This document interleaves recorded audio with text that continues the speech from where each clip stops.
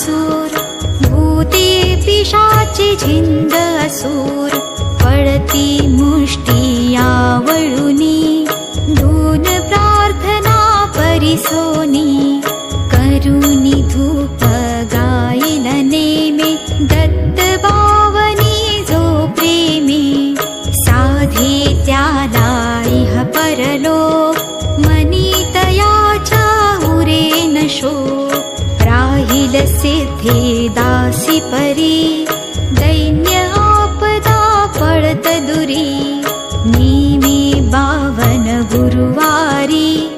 प्रेमे 52 पाठ करी यथावकाशे स्मरी सुधी